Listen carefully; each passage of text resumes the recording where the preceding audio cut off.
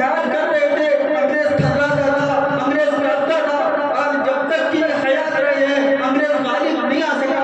लेकिन जैसी इनकी शहादत हुई है तो दिल्ली पर अंग्रेजों की हुकूमत हुई है। यहाँ पे अहमद साहब शहीद रहमतुल्लाह अलैह को क्या किसी कॉलेज वाले ने तैयार किया? क्या किसी यूनिवर्सिटी वाले ने तैयार किया? क्या किसी कॉन्वेंट वाले ने तैयार किया? हजरत मौलाना रशीद अहमद गंगोई रहमतुल्लाह अलैह बड़े अपने वक्त के मुक़ब्बिल अफ्ताब है, बड़े शेख है, बड़े मुहद्दिस हैं, बड़े फक़ीह हैं। हजरत मौलाना इलियास साहब रहमतुल्लाह अलैह के शेख हैं। अल्लाह तबारक व तआला ने इल्म से, अमल से बेइंतहा नवाजा। इन्होंने मुल्क की आज़ादी के लिए सिर्फ मुसलमानों के तहफ़्फ़ुज़ के लिए नहीं, सिर्फ मुसलमानों के तहफ़्फ़ुज़ के लिए नहीं, मैं फिर कह रहा हूँ, सिर्फ मुसलमानों के तहफ़्फ़ुज़ के लिए इस मदरसे वालों ने नहीं लड़ा है, बल्कि पूरी इंसानियत के तहफ़्फ़ुज़ के लिए लड़ा है। सबसे ज़्यादा अमन का पैगाम इस मुल्क के अंदर और शांति का पैगाम और इत्तेहाद इत्तेफाक का पैगाम, हिंदू भाईचारे का पैगाम सबसे ज़्यादा इन मदरसे वालों ने पहुँचाया है। आपको ये भी नहीं मालूम कि जब बंटवारा हो रहा था, पाकिस्तान बनने जा रहा था, तो जो दूसरे अफराद थे जो गैर मुस्लिम थे वो इसके अंदर शामिल थे कि बंटवारे को कबूल कर लिया जाए। दस्तखत करने वाला कोई मुसलमान नहीं था। बंटवारे की आवाज़, बंटवारे के खिलाफ आवाज़ उठाने वाले भी दारुल देवबंद के फुजला थे।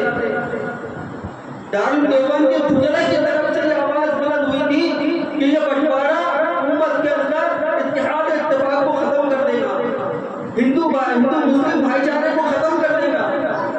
हमेशा दारुल ने, वहाँ के फुजला ने अमन और सुकून का पैगाम दिया है और भाईचारे का पैगाम दिया।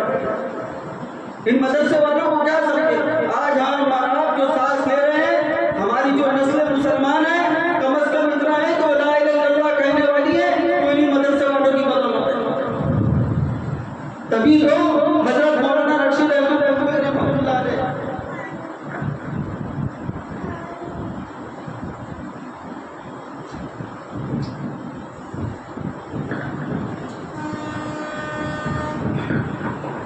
बड़े अफसोस की बात है कि उस वक्त का एक देहाती हजरत मौलाना रशीद अहमद गंगोई रहमतुल्लाह अलैह के वक्त का एक देहाती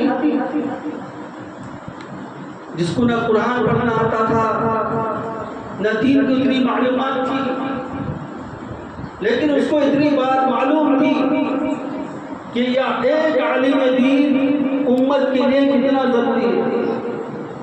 एक वाक़या हज़रत मौलाना रशीद अहमद गंगोई का मैं आपके सामने सुनाता हूँ। कई बच्चों को भी सुनाया है ये वाक़या, मदरसे के ताल्लुक़ से बात निकलते ये वाक़या याद आ गया था।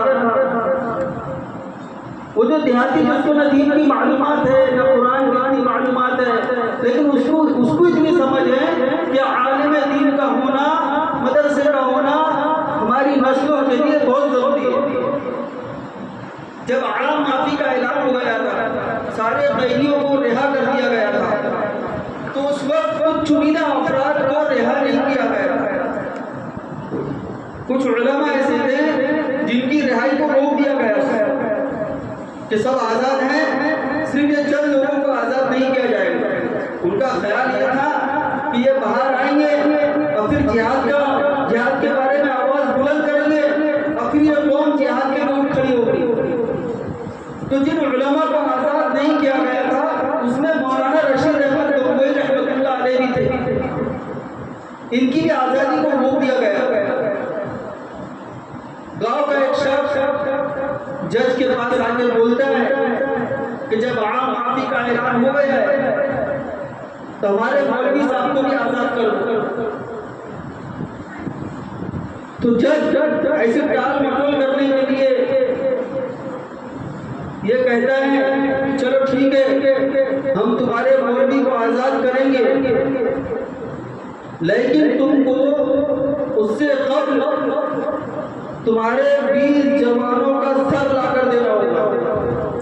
20 मुसलमान जवानों का सर लाकर देना होगा जब हम तुम्हारे एक मौलवी को आज़ाद करेंगे। तुम 20 नौजवानों को लेकर आओ, उनका सर यहाँ पर कदम किया जाएगा, उनको कत्ल किया जाएगा और उसके बदले में तुम्हारे मौलवी को आज़ाद किया जाएगा। होते, तुम होते, सीधा हम जाते जाने दो, मौलवी साहब को हम नहीं छुड़ा पा रहे, क्या होगा। लेकिन वो जानते थे आलिमुल मौती आलमुल मौत, आलिम की मौत सारे आलम की मौत होती है। उनको उलमा से मोहब्बत थी, अकीदत थी, और सिर्फ मोहब्बत और अकीदत ही नहीं थी, बल्कि ये भी मालूम था कि उलमा हमारे ईमान की बका के लिए कितने ज़रूरी है। वो देहाती घर जाता है, उसके 4 बेटे होते हैं, तारीख में ये बातें लिखी है। चारों बेटों का जहन बनाता है कि बेटा देखो, मैं जज के पास गया था, जज के पास मैंने बात रखी मौलवी साहब को आज़ाद करने की। अगर मौलवी साहब आज़ाद होकर नहीं आएंगे तो हमारे गांव में कुरान कौन पढ़ाएगा, हमारे बच्चों को दीन कौन सिखाएगा, हमारे बच्चों को दीन सिखाने वाला कोई नहीं रहेगा।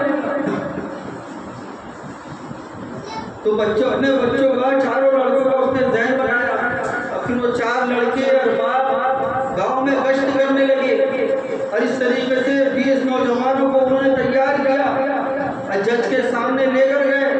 उनके सरपरस्तों को भी ले जाया गया, और उस देहाती ने कहा कि ये 20 नौजवान हैं, और ये 20 नौजवानों के सरपरस्त है, जिम्मेदार है, ये अपने बच्चों का कत्ल होते हुए सामने देखेंगे, तुम इन्हें कत्ल कर दो, लेकिन हमारे मौलवी साहब को आज़ाद कर दो।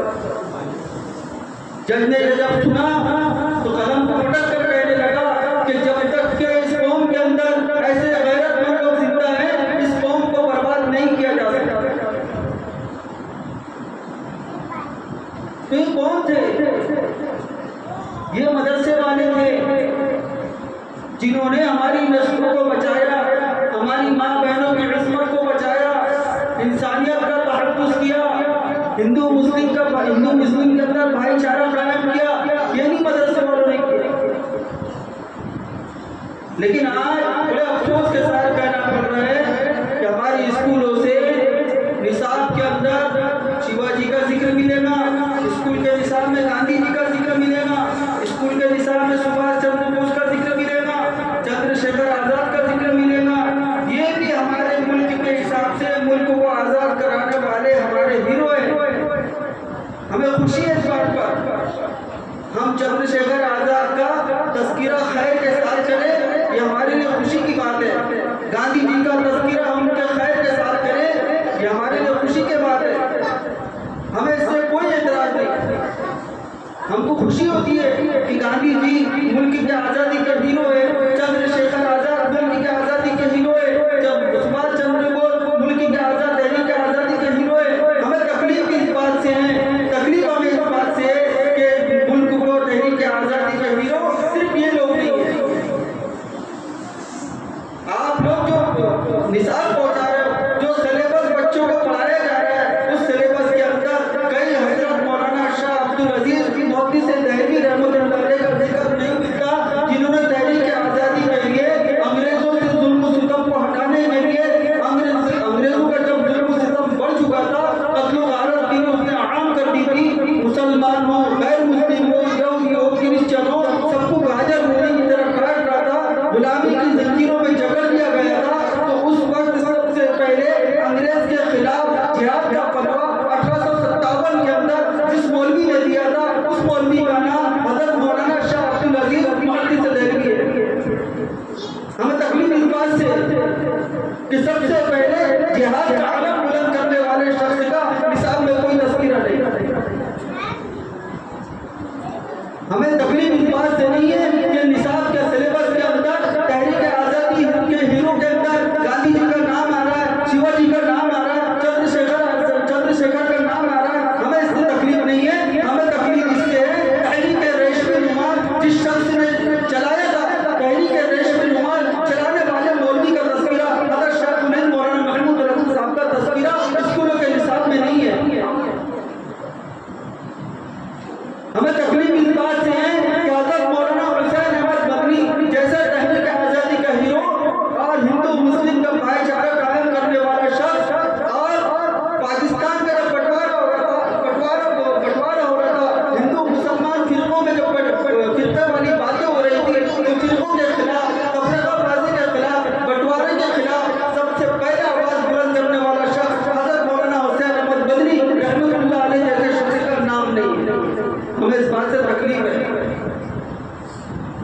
अब मुझे उन लोगों से भी शिकायत है जो तंजीम इस्लाम माजरत के साथ, बड़ी माजरत के साथ, ये इस्लाम की तंजीम चलाने वाले ये मेरे बड़े हैं, बुजुर्ग हैं, हमारे अकादरीन हैं, लेकिन मुझे एक उनका बच्चा होने की वजह से, बच्चा होने की हैसियत से उनको अपना बाप समझते हुए उनसे मेरी शिकायत ये है कि आपको अल्लाह तबारक व तआला ने पावर दिया है, आप हुकूमत वक्त तक कानून के दायरे में रहकर आवाज पहुंचा सकते हो, एजुकेशन मिनिस्ट्री से आप सवाल कर सकते हो कि भाई जब आप इस बात को तस्लीम करते हो कि तहरीक आज़ादी के अंदर मुसलमानों के उलमा का भी बहुत अहम किरदार रहा है, जब तुम इस बात को मानते हो कि इस तहरीक आज़ादी के लिए दिल्ली की जामा मस्जिद से लेकर चांदनी चौक तक के कोई दरख्त ऐसा नहीं बचा था जिस पर उलमा की लाश को लटकाया नहीं गया था, तुम जब इस बात को तस्लीम करते हो, तुम जब इस बात को तस्लीम करते हो कि हज़रत मौलाना हुसैन अहमद मदनी रहमतुल्लाह अलैह तहरीक आज़ादी के अंदर शामिल थे, जब तुम इस बात को तस्लीम करते हो कि तहरीक रेशमी रुमाल हज़रत शेखुल हिंद ने चलाई थी, जब तुम इस बात को तस्लीम करते हो कि हज़रत मौलाना रशीद अहमद गंगोई रहमतुल्लाह अलैह ने मुल्क की आज़ादी के लिए बड़ी कुर्बानियाँ दी है, जब तुम इस बात को तस्लीम करते हो कि हज़रत हाफिज़ जालिम साहब शहीद रहमतुल्लाह अलैह मुल्क की आज़ादी के लिए शहीद हो गए, तो फिर इनका तस्करा हमारी नौजवान नस्लों को, स्कूल के कॉलेज के बच्चे और बच्ची को क्यों नहीं पढ़ाया जाता? इससे आपका भूख और आपका हसद और आपकी जलन बाहर आती है। आपको डर है इस बात का कि नौजवान लड़कों लड़कियों के पास जब ये तस्करा पहुंच जाएगा, तारीख का ये पन्ना पहुंचेगा, तारीख का ये रूप जब आपके पास पहुंचेगा, उस वक्त जो है क्या होगा, क्या नहीं होगा, कहीं मुसलमान हाकिम ना बन जाए, तरह तरह के खौफ आप लिए बैठे हो, इसके तारीख के इन पन्नों को आप छुपाने की कोशिश कर रहे हो। लेकिन ये नौजवान नस्लें बेदार हो चुकी है, ये नौजवान नस्लें बेदार हो चुकी है। आपने लाख कोशिश की तारीख के इन पन्नों को छुपाने की, लेकिन वो छुप नहीं सका। आज गैर मुस्लिम कौमें भी अपने लेक्चरों के अंदर इसका तस्करा करते हुए आपको मिलेगी। बहरहाल मैं यह अर्ज कर रहा था कि मदरसों के ताल्लुक से अपने जहन को साफ करें कि मदरसा क्या होता है। मैंने आपके सामने मुख्तसर बताया कि मदरसा सिर्फ ज़कात खाना, खैरात खाना नहीं है। जब इस मुल्क को जरूरत पड़ी गुलामी से छुटकारे की, आज़ादी की, तो ये मदरसा ही खड़ा हुआ है। मदरसा आपकी नस्लों की हिफाजत करने वाला है, उनके ईमान की हिफाजत करने वाला है, उनके अकीदे की हिफाजत करने वाला है। अब जरा सोचे, अगर किसी देर के लिए मदरसे के वजूद को खत्म कर दिया जाए, किसी के लिए अगर मदरसा गैर जरूरी चीज है, तो आप बगैर मदारिस के, बगैर मकातिब के अपने बच्चों तक के दीन पहुंचा कर बताइए, क्योंकि असल चीज तो यही है। असल चीज तो आपने सुना होगा, बच्चे की जो पहला मदरसा होता है वो माँ की गोद होता है। अक्सर वो बेशतर हमारे सुनते रहते हैं। अब मैं दूसरी बात पर आ रहा हूँ कि मदरसे में क्या होता है, मदरसा क्या होता है मुझे समझ में आ गया, अल्लाह करे आपको समझ में आ जाए मदरसा क्या होता है। अब ये दूसरी बात है, मदरसे में क्या होता है। आपने अक्सर सुना होगा कि माँ की जो गोद होती है वो पहला मदरसा होता है, और हमारे असलाफ और अकाबिरीन का जो दौर गुजरा है, हमारे असलाफ और अकाबिरीन की जो वक्त में जो माए बहन बेटियाँ गुजरी है, वाक़ईतन उनके ऐसा होता था। अकाबिरीन की असलाफ की आप तारीख पढ़ेंगे तो मालूम होगा कि बच्चा माँ के पास पढ़ पढ़ के हाफिज़ किया, कुरान सीख लिया, हाफिज़ कुरान बन गया, मसाइल सीख लिया। माए ऐसी सारी चीज़ें जो आज हिफ्ज़ कुरान, नाज़रा, इसके लिए हमको जो मदरसे और मकातिब खोलने की जो ज़रूरत पेश आ रही है, नाज़रा वगैरह के लिए, हिफ्ज़ के लिए बाकायदा मदरसा नहीं था। बाज़ाब्ता ये चीज़ मदरसों में नहीं होती थी, ये चीज़ें तो बच्चे जो है घर में ही सीख लिया करते थे। माँ सिखला दिया करते, कुरान देखकर पढ़ना सिखला दिया करते, ज़रूरी जो दीन की बातें हैं वो सिखला दिया करते, बच्चे हाफिज़ कुरान घर में बन जाया करते थे। जब सीरत पढ़ोगे तो सीरत के अंदर ये सारी बातें आपको मिलेंगी। लेकिन अब वो माए ये समझ लीजिए घर में बच्चों की तरबियत करने वाली माओ का जनाजा निकल चुका है। अब हमारे माशरे के अंदर सीरियल देखने वाली माएँ हैं, हमारे माशरे के अंदर फिल्में ड्रामे देखने वाली माएँ हैं, हमारे माशरे के अंदर खाली औकात में अगर वो बीवी है तो सास की बुराई करने वाली, ननद की बुराई करने वाली, और सास है तो बहू की बुराई करने वाली, सारा दिन इसी के अंदर बिछी हुई माएँ। हर शख्स अपने अपने घर का जायजा है, घर में क्या हो रहा है। पंज वक्ता नमाज़ें ये माएँ पढ़ लेती है, ये बहुत बड़ा काम है। तो माँ की जो गोद है, जो पहला मदरसा हुआ करती थी, जिसमें माँ की जिम्मेदारी थी कि बच्चे को अकीदा सिखाना है, बच्चे को मुसलमान बाकी रखना है, उसको दीन के ज़रूरी मसाइल बताना है, नमाज कैसे पढ़ी जाती है, नमाज पढ़ने का तरीका क्या है, वज़ू करने का तरीका क्या है, वो माएँ ख़त्म हो चुकी है। और आगे ऐसी माएँ पैदा होंगी, इसकी उम्मीद रखना भी हिमाकत है।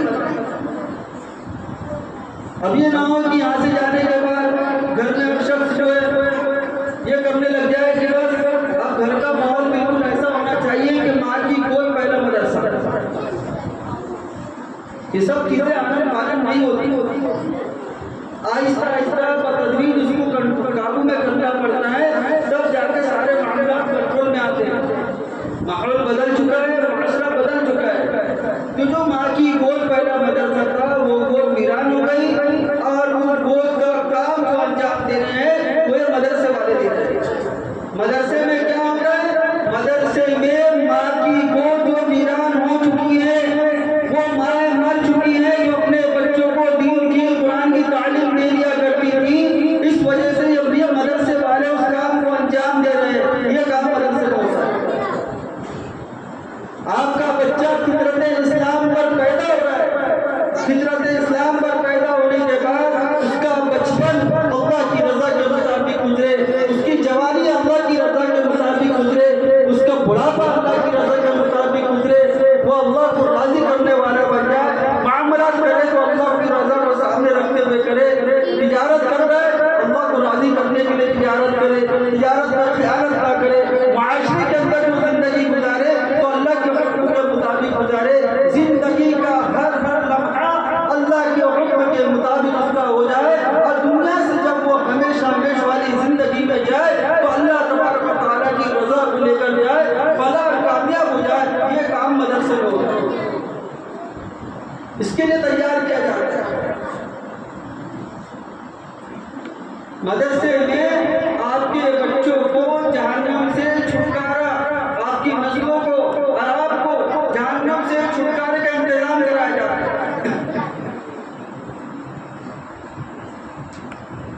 अगर ये चीज़ को हटा दिया जाए, मदरसे वाले दीन सिखाना बंद कर दे, इबादत, मामलात, माशरत, अखलाकियात, ये सारी चीज़ें अगर सिखाना बंद कर दे तो आप माशरे का उसलूब भी देखिए, जहाँ पर बच्चों के अंदर, नौजवानों के अंदर मदरसे नाम की कोई चीज़ नहीं है, जिस घर के अंदर इसका कोई तस्वुर ही नहीं है।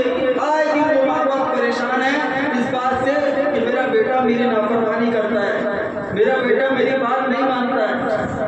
माशरे में आपको ये तस्वीर भी देखने मिलेंगी कि बच्चा इंजीनियर है, डॉक्टर है, वकील है, जज है, बड़ी बड़ी पोस्ट उसको हासिल है, लेकिन इतना बदतमीज है, इतना बेगैरत है कि बाप को लात मारकर घर से निकाल रहा है।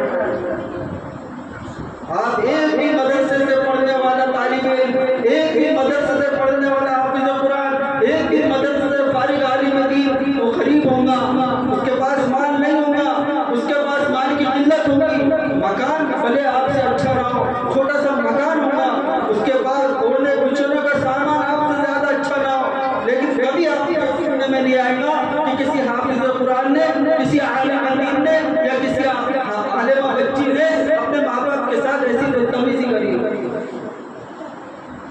वो एक मिसाल दे। तो मदरसे में सिर्फ नमाज पढ़ना, रोजा रखना, हज अदा करना, ज़कात अदा करना दीन पर कैसे बाकी रहना है, दीन की हिफाजत कैसे करनी है, दीन को कैसे दूसरों तक पहुंचाना है, ये सारी तैयारियां मदरसे के अंदर हो रही है।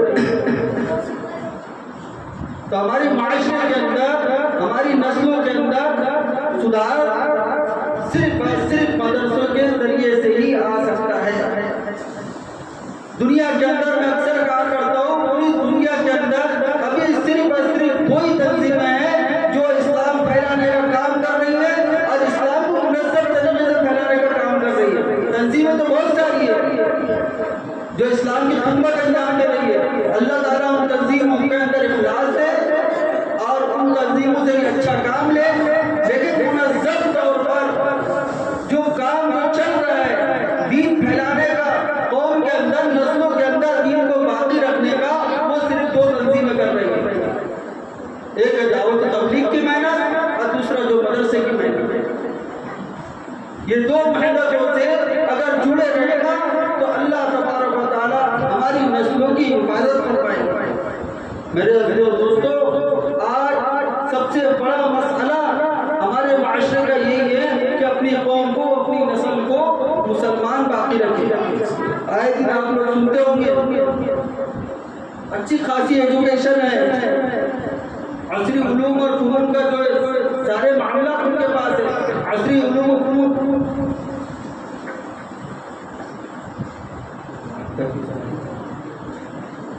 तो असरी उलूम और फनून का खजाना है, बड़ी बड़ी पोस्ट हासिल है, लेकिन इस्लामी अहकामात से बेजार है। उनको इस्लाम समझ में नहीं आता, पर्दा समझ में नहीं आता, पर्दे के अंदर नुक्स निकाल रहे हैं। इस्लाम ने हुक्म दिया है पर्दा करने का, उसके अंदर नुक्स निकाला जा रहा है। इस्लाम ने हुक्म दिया है हज करने का, अगर माल तो हज करे तो उसके अंदर नुक्स निकाला जा रहा है। ऐसी ऐसी बातें सामने आती है कि हज करने से बेहतर है कि गरीबों को काट दिया जाए। तो ये दिमाग की जो सेटिंग बिगड़ रही है, ये क्यों बिगड़ रही है? ये दिमाग की सेटिंग इस वजह से बिगड़ रही है कि हमारी नौजवान नस्लों तक के दीन बराबर तरीके से पहुंचाने का जो काम मदरसों के जरिए से किया जाता है, उसका खात्मा हो रहा है। कई इलाके खाली है और ये जहन बच्चों का इस्लामी नहज पर जो जहन बनाने का काम है, ये इब्तिदाई तौर से करना होगा। हम ये नहीं कहते कि आप अपने सारे बच्चों को आलिम बना दो, सारे बच्चों को हाफिज बना दो। न किसी का आलिम बनना फर्ज है, न किसी का हाफिज बनना फर्ज है। कल को क़यामत पर पाऊंगी, मैदान हशर पर पाऊंगा तो अल्लाह तबारक व तआला क्या यह नहीं पूछा जाएगा कि तू हाफिज बना था या नहीं बना था, तू आलिम बना था या नहीं बना था। लेकिन ये जरूर पूछा जाएगा कि तेरे को जो मकसद तखलीक बताकर भेज दिया गया था कि तेरी जिंदगी का हर लम्हा मेरे हुक्म के मुताबिक गुजरना चाहिए, उसके मुताबिक तुम्हें जिंदगी गुजारी है नहीं गुजारी। तो असल जो है दीनदार बनना, और जाहिर बात है दीनदार बनने के लिए जरूरी है कि दीन का सीखने सिखाने वाले मामला चलते रहे। अब यहाँ जो आप लोगों को मस्तूरात को जोड़ा गया है, तो यहाँ पर इस इलाके में मस्तूरात का मकतब शुरू किया गया है।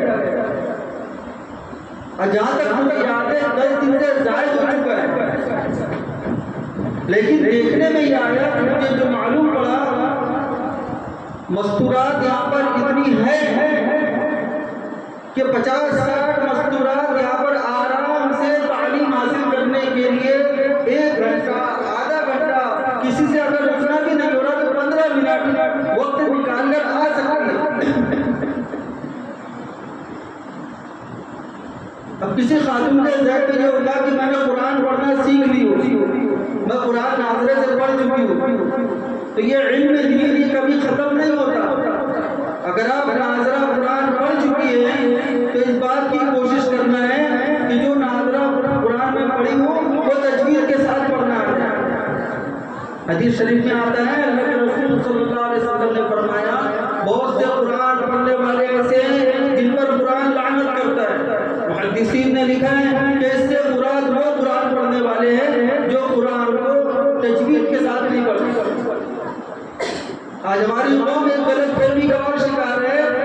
तजवीज़ के साथ कुरान पढ़ना सिर्फ ये आलिम और हाफिज की जिम्मेदारी है, हालांकि ऐसा नहीं है।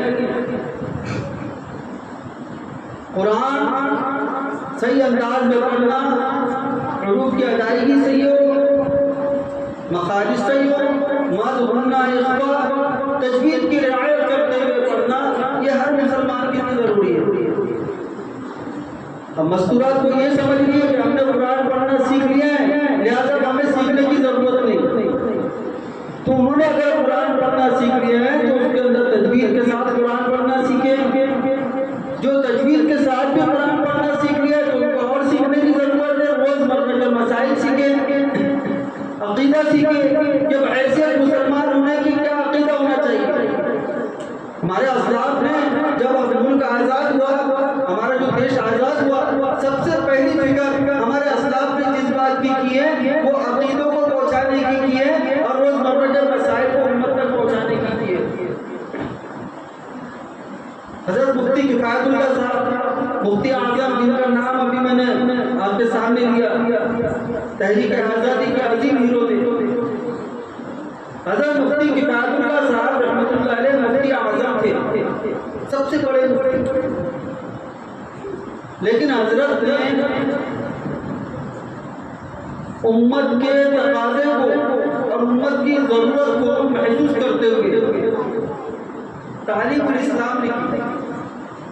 इतने बड़े आलिम हदीस बड़ी बड़ी किताबों की शरह लिख सकते थे, बुखारी की शरह, तिरमिज़ी की शरह, अबू दाऊद की शरह, इब्न माजा की शरह, हिदाया की शरह, शरह विकाया की शरह, बड़ी बड़ी जो किताबें हैं उसकी भी शरह लिख सकते थे।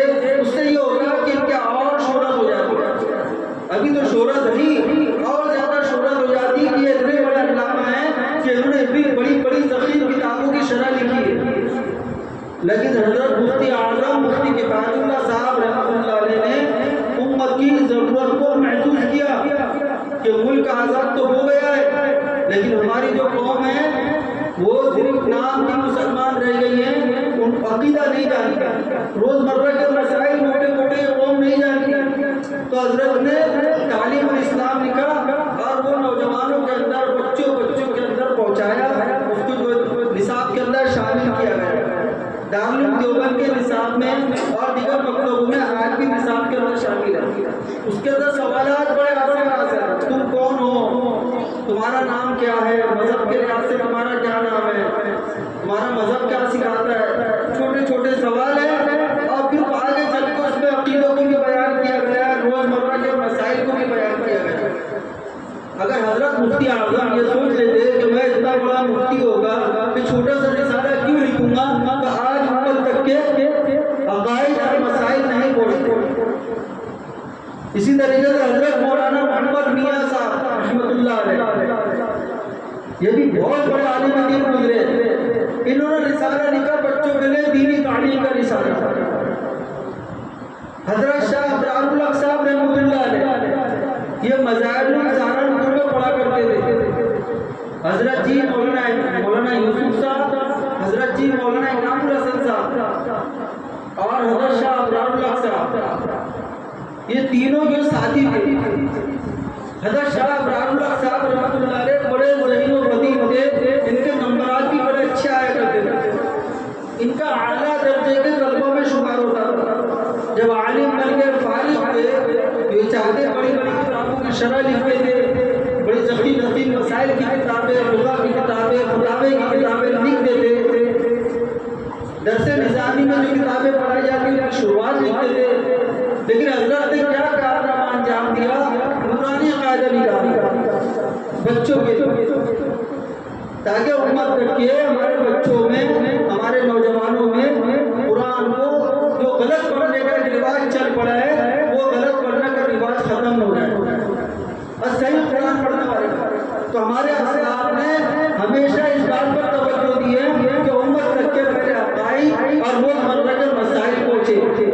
तो जो मस्तूरात कुरान नाज़रा कुरान मुकम्मल कर चुकी है वो भी मकतब के अंदर हाजिर हो, नहीं 1 घंटा दे सकते, आधे घंटे के लिए हाजिर हो, नहीं आधा घंटा दे सकते, 15 मिनट के लिए हाजिर हो, नहीं 15 मिनट दे सकते, 10 मिनट के लिए हाजिर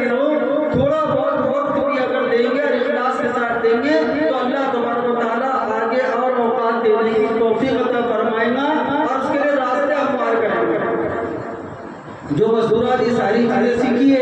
तो यहाँ पर जो प्लानिंग चल रही है, आलिमा कोर्स शुरू करने की जो प्लानिंग तरतीब चल रही है, बच्चे उसके अंदर दाखिला ले, एक घंटा आकर सारी सी बात है आलिमा कोर्स के लिए उसमें जो चीज़ें जरूरी लवाजिमात में से उर्दू आना चाहिए, इंग्लिश सही होना चाहिए, ये सारी चीज़ें इंसान सिखा दी जाएंगी। और अगर वो आलिमा बनना चाहे तो आइंदा साल आलिमा कोर्स में उसका दाखिला लिया जाएगा। तो इसकी तरतीब बनाए, मस्तूरात को तैयार करें, जो लड़कियां जो पढ़ चुकी हैं उनको भी भेजे, जो नहीं पढ़ी है उनको भी भेजे। ये हमारे ये मस्तूरात के अंदर जब बदलाव आएगा तो ये मस्तूरात अपने बच्चों के अंदर दीनी तालीम के लिए बेदारी पैदा करेंगी और फिर हम ये कहेंगे कि हाँ अब माँ की जो गोद है ये पहला मदरसा है। तो जो माँ की गोद जो वीरान हो चुकी है ये ऐसी ही तैयार हो जाती है। इनको तालीम दो, दीन इनके तक पहुँचाओ। और ये हमारे जो मर्द हजरात का काम है कि उनकी मसरूफियात को कम करें, उनकी मसरूफियात को कम करें। किसी के अगर आदत है 3 बजे खाने की, पहले खा ले ताकि मस्तूरात को 3 बजे मदरसा जाने लग जाए। तो इसी तरतीब बनाए, वो है कि अल्लाह ताला कहने सुनने ज़्यादा अमल की तौफीक अता फरमाए।